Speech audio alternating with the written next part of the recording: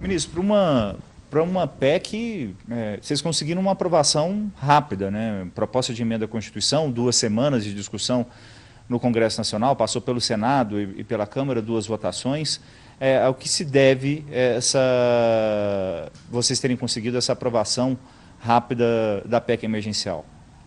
Tiago, antes de mais nada, muito obrigado pela oportunidade de estar conversando com o pessoal da Record e quem estiver assistindo essa entrevista. O primeiro ponto eu refuto ao ambiente muito favorável e harmônico entre o Congresso Nacional e atualmente com o nosso Executivo. Nós temos o presidente do Congresso, senador Rodrigo Pacheco, e da Câmara, Arthur Lira, que estão com uma consciência política pública pensando no país. Então, só isso já foi fundamental para que em 2 semanas nós conseguíssemos essa aprovação, que todos sabem, né? 308 votos para que a proposta de emenda constitucional passe. Inicialmente passou no Senado, com um debate previsto, eu sempre gosto de dizer para o nosso telespectador, a democracia é um regime plural, faz ruído, o próprio Paulo Guedes sempre fala, é barulhenta, mas é o melhor regime que nós podemos estar sendo governados. Num regime totalitário isso não existe. Passou no Senado, com algumas tentativas de colocar emendas, passou sem problema.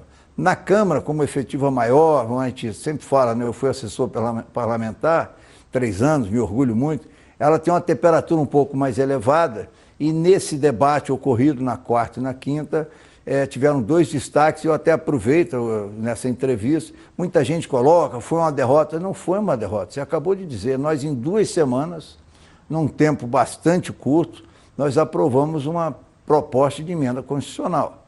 Então, o resultado final foi muito positivo, sinalizou a responsabilidade fiscal, que eu chamo dos gatilhos, né?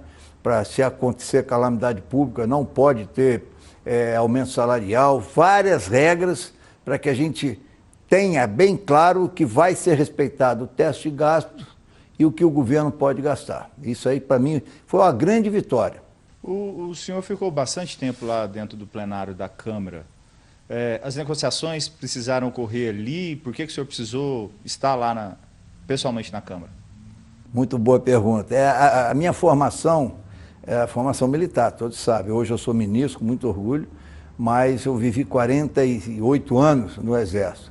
E uma das coisas que a gente aprende nos manuais, em todos os regulamentos, o comandante ele pode intervir no combate, vamos chamar assim, por várias situações, aumentando o poder de fogo, aumentando o efetivo que está combatendo, pela manobra, movimentando as peças que você comanda, e tem a chamada intervenção pessoal do comandante. Pessoal é você ir na linha de frente, em vários exemplos, né? Aquele filme famoso, Gladiador, né?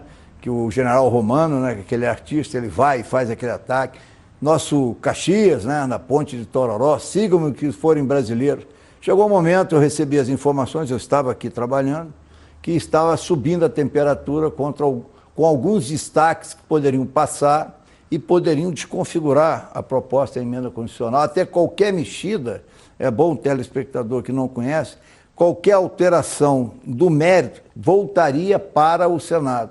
E nós corríamos o risco de não ter as condições fiscais para pagar o auxílio.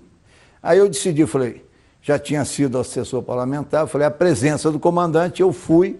Na quarta-feira eu fiquei de 2 da tarde às 9h30 da noite e ontem eu fiquei de 10h30 até as 8h30 da noite.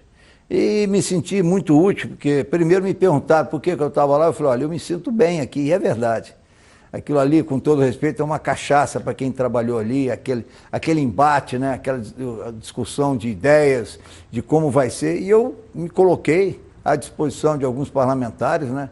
Por que tinha que passar, qual era a preocupação, e até alguns disseram, pô, ministro, foi muito bom o senhor ter vindo aqui, porque é um esclarecimento direto do ministro que é responsável pela aprovação da PEC. Realmente eu me senti muito bem, sempre que eu vou lá eu sou muito bem acolhido, o presidente Arthur Lira pô, é uma pessoa muito, vamos dizer, a pessoa aliada a gente, no bom sentido, tem a preocupação de conduzir a casa, no Senado da mesma forma, então eu vi que funcionou, me ajudou muito. E a questão das emendas supressivas, elas tiveram algumas críticas de que elas não, uma foi a mais comentada, o destaque 9. Mudar muito. Na realidade, é o que eu digo, Tiago, Ali é a casa do povo, é a casa da democracia, né? Quem não conhece, a proposta que vai para lá ou nasce de lá, ela tem, vamos dizer, ela tem todos os seus conceitos, mas os parlamentares, sejam os senadores ou os deputados, eles têm a total liberdade de mexer. Então, às vezes, o pessoal que não conhece, né, tem ministros que às vezes ficam, não, mas mexeram no texto. Eles podem fazer isso, é previsto. Então, na Câmara, no Senado, não tinha acontecido isso. Como eu falei ali, a temperatura é um pouco maior. O pessoal ligado ao servidor público e também às forças de segurança começaram a fazer um movimento e sinalizaram que nós íamos ter dificuldade de aprovar, né, a PEC como a gente queria. Então, com o risco de nós perdermos a essência da PEC, vamos dizer, a parte mais estruturante, que eram os gatilhos, a responsabilidade fiscal, e é previsto na democracia o acordo, não é ofensivo. E lá eu estava e participei juntamente com o próprio relator, Daniel Freitas, com o líder do governo, Ricardo Barros, que ajudou muito, com o deputado que foi líder do governo, Vitor Hugo, e outros parlamentares, nós conversamos e nós cedemos que esse destaque ele fosse vencedor, ou seja, foi suprimido do texto, não foi alterado o mérito. Ou seja, existe lá uma frase, um texto, ele deixa de pertencer e não há o risco de voltar para o Senado. E isso aconteceu, nos permitiu, até fiquei muito orgulhoso, a média dos nossos votos foi de 340, 350, o número mais baixo foi 319. E você sabe que para aprovar uma PEC são 308 votos. E eu aproveito de público para agradecer a todos os nossos partidos alinhados, os partidos de oposição que provocam um debate democrático, salutar, né, que a democracia nós temos que debater ideias, né? Não há brigas pessoais. Então também a oposição participou, engrandeceu o trabalho realizado pelos líderes dos nossos partidos e no final saímos todos aí, o Brasil. Eu sempre digo assim, ganhou, perdeu, não. Quem ganhou foi o Brasil.